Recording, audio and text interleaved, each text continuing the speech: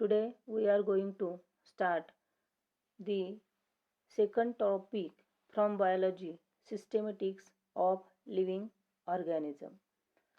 या टॉपिक मधला बराचसा पोर्शन या वर्षीच्या एक्झामसाठी डिलीट केलेला आहे. नॉन इव्हॅल्युएटिव्ह आहे.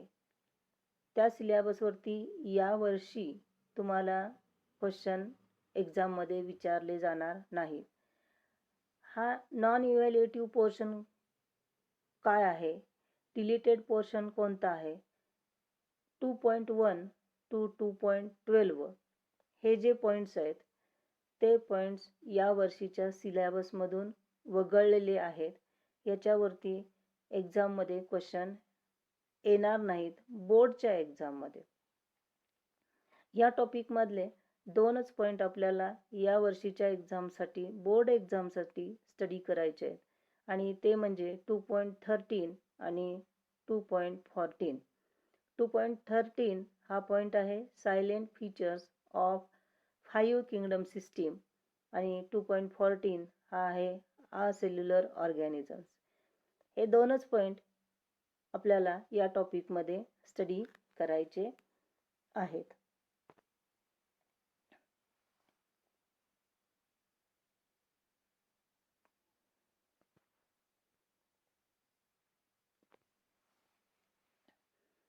First of all, what is mean by systematics?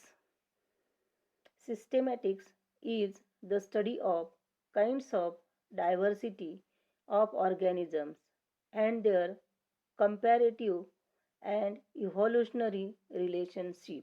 टॉपिकचं नावच आहे systematics of living organisms. Living organisms म्हणजे सजीव आणि सिस्टेमॅटिक्स म्हणजे काय की ज्या ब्रँचमध्ये वेगवेगळ्या टाईप्सचे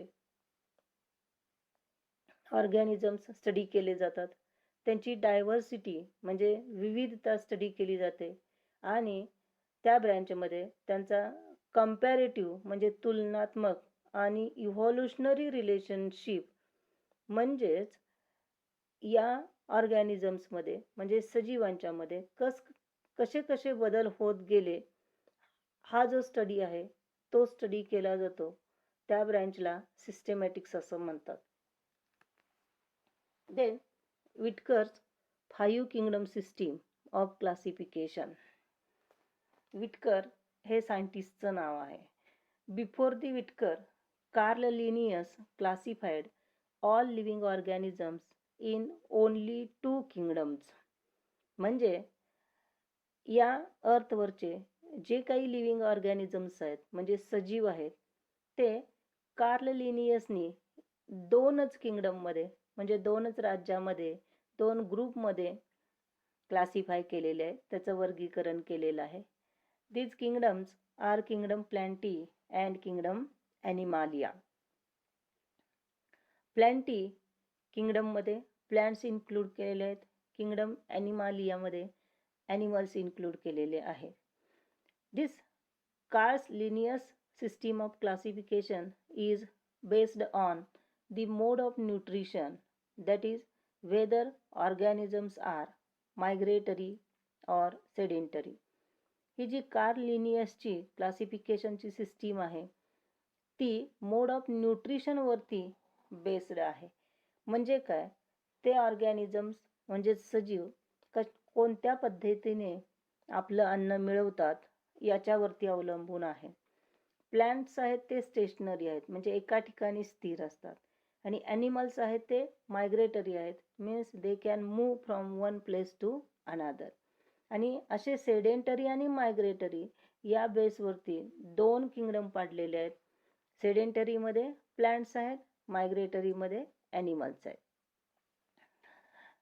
It could not satisfy the organisms which shows the characteristics or the characters of both kingdoms, that is kingdom Plantae and the kingdom Animalia. काही असे ऑर्गॅनिझम्स आहेत की जे ऑर्गॅनिझम्स किंगडम प्लांटी आणि किंगडम ॲनिमालिया या दोन्हींचे कॅरेक्टरिस्टिक्स दर्शवतात आणि असे ऑर्गॅनिझम्स कार्ल लिनियस च्या क्लासिफिकेशनच्या मेथडनुसार क्लासिफाय करता येत नाहीत, म्हणजे त्यांचं वर्गीकरण करता येत नाही.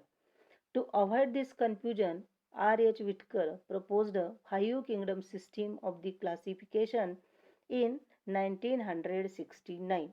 यासाठी विटकरने 5 किंगडम सिस्टीम प्रपोज केली आणि ही 5 किंगडम सिस्टीम 1969 मध्ये विटकरने प्रपोज केली. The Whittaker's 5 kingdom system is based on phylogenetic relationship between the organisms. Means this system shows phylogenetic relationship. Phylogenetic relationship म्हणजे काय? Phylogeny means evolutionary study, म्हणजे उत्क्रांती. ऑर्गॅनिझम मध्ये time जसा पास होईल तसे कोणकोणते बदल होत गेले त्याला आपण उत्क्रांती म्हणतो. आणि ही जी फायलोजेनिक रिलेशनशिप आहे, ही फायलोजेनिक रिलेशनशिप ऑर्गॅनिझम मध्ये कशा पद्धतीने डेव्हलप होत गेली त्याच्यावरती विटकरची 5 किंगडम सिस्टीम डिपेंड आहे किंवा बेस्ड आहे.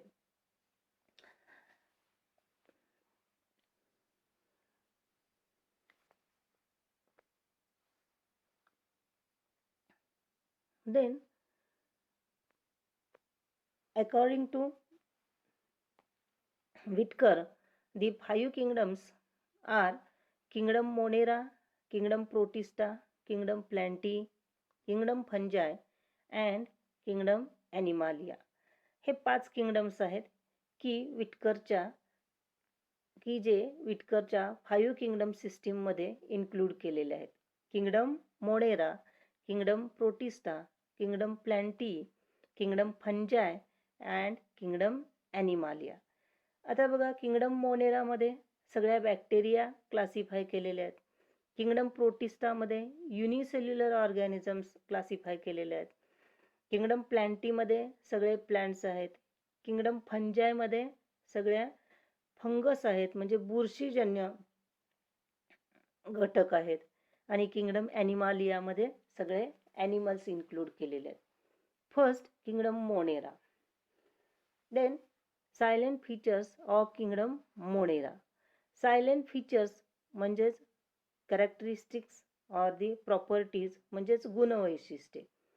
किंगडम मोनेराचे प्रॉपर्टीज किंवा कॅरेक्टरिस्टिक्स काय आहेत हे जेव्हा सांगत असताना त्या किंगडम मोनेरामध्ये कोणत्या प्रकारचे ऑर्गॅनिझम्स इन्क्लूड केलेले आहेत, क्लासिफाय केलेले आहेत, हे लक्षात ठेवायचं आणि त्याच्यावरून आपल्याला त्याच्या कॅरेक्टरिस्टिक्स सांगता आल्या पाहिजेत. किंगडम मोनेरा इन्क्लूड्स दी बॅक्टेरिया. बॅक्टेरिया म्हणजे जीवाणू, विच आर मायक्रोस्कोपिक. त्या मायक्रोस्कोपच्या खाली दिसतात. नेकेड आईजने आपण बॅक्टेरिया पाहू शकत नाही. आणि या बॅक्टेरियांचे कॅरेक्टरिस्टिक्स काय आहेत बघा, म्हणजेच किंगडम मोनेराचे कॅरेक्टरिस्टिक्स किंवा सायलेंट फीचर्स काय आहेत. It includes unicellular prokaryotic organisms. Unicellular means single celled, एका पेशीपासून त्यांची बॉडी तयार झालेली आहे. Prokaryotic organisms, pro means primitive and karyon means nucleus. हा जो न्यूक्लियस आहे तो अतिशय प्रिमिटिव्ह आहे, म्हणजे सुरुवातीचा आहे. This nucleus is not well developed. हा न्यूक्लियस डिस्टिंक्ट नाही आहे, प्रॉमिनंट नाही आहे, प्रिमिटिव्ह न्यूक्लियस आहे. Then they are omnipresent, that is found in all type of environment which is not generally inhabited by other living organisms. Kingdom मोनेरामधले जे organisms आहेत ते सगळ्या प्रकारच्या एन्व्हायरमेंटमध्ये सापडतात. आणखी ते अशा ठिकाणी सापडतात की जिथं त्या अगोदर कोणत्याही प्रकारचे सजीव डेव्हलप झालेले नाहीत. म्हणजे अशा एन्व्हायरमेंटमध्ये की ज्या एन्व्हायरमेंटमध्ये त्या अगोदर तिथं कोणत्याही सजीवाचं अस्तित्व नाही आहे, अशा एन्व्हायरमेंटमध्ये सुद्धा हे ऑर्गॅनिझम्स सापडतात. Then majority they are heterotrophic. Heterotrophic म्हणजे परपोषी, means the organisms which cannot prepare their own food material. स्वतःचं अन्न स्वतः तयार करू शकत नाहीत, परपोषी आहेत, हेटेरोट्रॉपिक आहेत. Majority organisms. फ्यू आर फोटोॲटोट्रॉपिक, म्हणजे काही फोटोॲटोट्रॉपिक म्हणजे लाईटच्या साह्याने स्वतःचं अन्न स्वतः तयार करतात. ॲटोट्रॉपिक means स्वयंपोषी, means the organisms which prepare their own food material. Few are photoautotropic or chemoautotropic. Chemo means chemical compounds. Chemical compounds चा उपयोग करून काही ऑर्गॅनिझम्स स्वतःचं अन्न स्वतः तयार करू शकतात, म्हणून त्यांना chemoautotropic असं म्हटलेलं आहे. Nucleus is not well developed और डिफाइन्ड. हा जो न्यूक्लियस आहे तो चांगला विकसित झालेला नाही आहे. Nuclear material is present in the form of simple double stranded single circular DNA called as nuclear. हे जे न्यूक्लियर मटेरियल आहे ते कशाच्या फॉर्ममध्ये आहे? ते अतिशय साधा आहे, सिंपल आहे, डबल स्ट्रँडेड आहे, 2 स्ट्रँडनी तयार झालेलं आहे, सिंगल आहे, सर्क्युलर DNA आहे. DNA means deoxy ribonucleic acid, and this simple double stranded single circular DNA is called as nuclear. हे जे न्यूक्लियसचं मटेरियल आहे ते अतिशय साध्या फॉर्ममध्ये आहे आणि त्याला न्यूक्लियड असं म्हणतात. Plasmids are often present. What is mean by plasmids? Plasmids are the extra chromosomal small circular DNA molecule. म्हणजे न्यूक्लियर मटेरियल असून सुद्धा त्याच्या जोडीला आणखी दुसरा extra chromosomal small circular DNA असतो, DNAचा मॉलिक्यूल, त्याला प्लाझमिड्स म्हणतात. आणि या बॅक्टेरियामध्ये प्लाझमिड्स बऱ्याचदा प्रेझेंट असतात. Cell wall is made up of peptidoglycan means murein which is polymer of sugar and amino acids. बघा, सेल वॉल म्हणजे पेशीभित्तिका, आणि ही जी पेशीभित्तिका आहे ती कशाने बनलेली आहे? पेप्टाइडोग्लायकन्सनी बनलेली आहे. पेप्टाइडो मीन्स प्रोटीन, प्रोटीन हे अमिनो ॲसिड्स पासून बनलेले असतात, आणि ग्लायकन म्हणजे ग्लुकोज म्हणजे शुगर, त्याच्यामध्ये शुगर आणि अमिनो ॲसिडचे molecules आहेत. And it is called as murin, which is a polymer of sugar and the amino acid. Then membrane bound cell organelle like mitochondria, chloroplast, endoplasmic reticulum are absent. बघा, membrane bound sale organelle म्हटलेलं आहे. Sale organelle म्हणजे सेलच्या आतमधले जे organs आहेत त्याला आपण सेल ऑर्गनली म्हणणार आहोत.